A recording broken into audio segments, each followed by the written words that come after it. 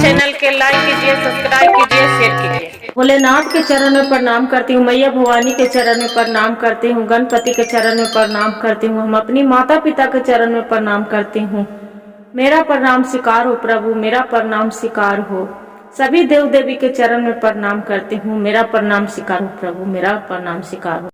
गुरु बन गैलन बानिया हो, भोला बैठलन राजा धानिया, शिव गुरु बैठलन राजा धानिया हो, भोला बैठलन बन गैलन बानिया, बन गैलन बनिया, भोला बन गैलन बानिया, बन गैलन बनिया, भोला बन गैलन बानिया, शिवा गुरु बैठलन राजा धानिया हो, भोला बन गैलन बानिया, शिवा गुरु गेलन दिल्ली राजा धानिया हो, भोला बन गेलन बानिया, कथी के तराजू बाड़े कथी बाटा खरवा, कथी के तराजू रहे कथी बाटा खरवा, कथी के कैलन तौलाइया हो, भोला बन गैले बनिया, कथी के कैलन तौलाइया हो, भोला बन गैलन बनिया, बन गैलन बनिया, शिव गुरु बन गैलन बनिया, बन गैलन बनिया, शिव गुरु बन गैलन बनिया। जय हो।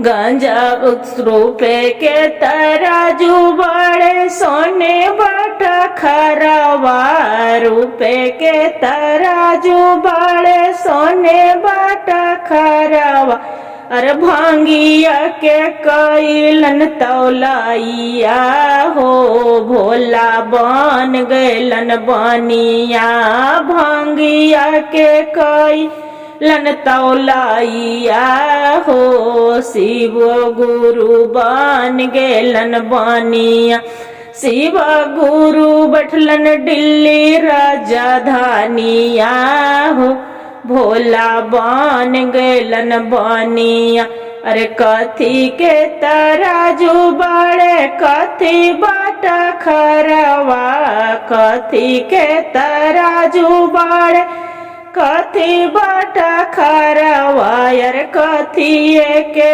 कैलन तौलाइया हो, गुरु बन गैलन बनिया, कथी के कैलन तौलाइया हो, भोला बन गैलन बनिया, अरे सोने के तराजू बड़े रूपे बाटा खरवा, सोने के तराजू बड़े रूपे बाटा खरवा, यार गंजवा के कैलन तौलाइया हो, भोला बन गैलन बनिया, धथुरे के कैलन तौलाइया हो, भोला बन गैलन बनिया, शिव गुरु बैठलन राजा धानिया हो, भोला बन गैलन बनिया,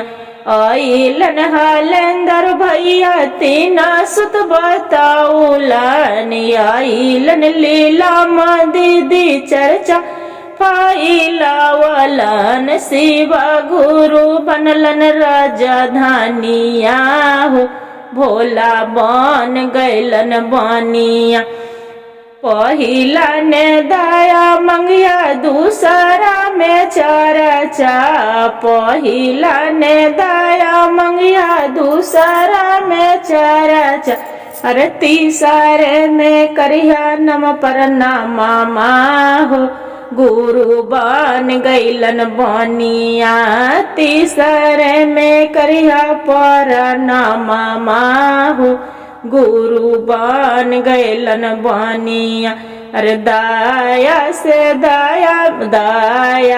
दाया मिली है, चर्चा से गया नामा। दाया से दाया मिली है, चर्चा से गया नामा। यार नामा पर नम से बिगड़ला बन जइहे कमामा हो।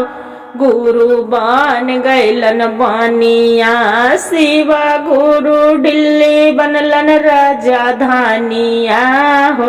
भोला बन गैलन बनिया। हर हर महादेव, घर घर महादेव। गुरु भाई गुरु बहन, जो भजन अच्छा लगे तो वीडियो के लाइक और सब्सक्राइब और शेयर जरूर करिएगा। हर हर महादेव कमेंट में लिखना ना भूलिएगा भैया, काहे कि गुरु के नाम है, इसलिए कमेंट में जरूर लिखिएगा।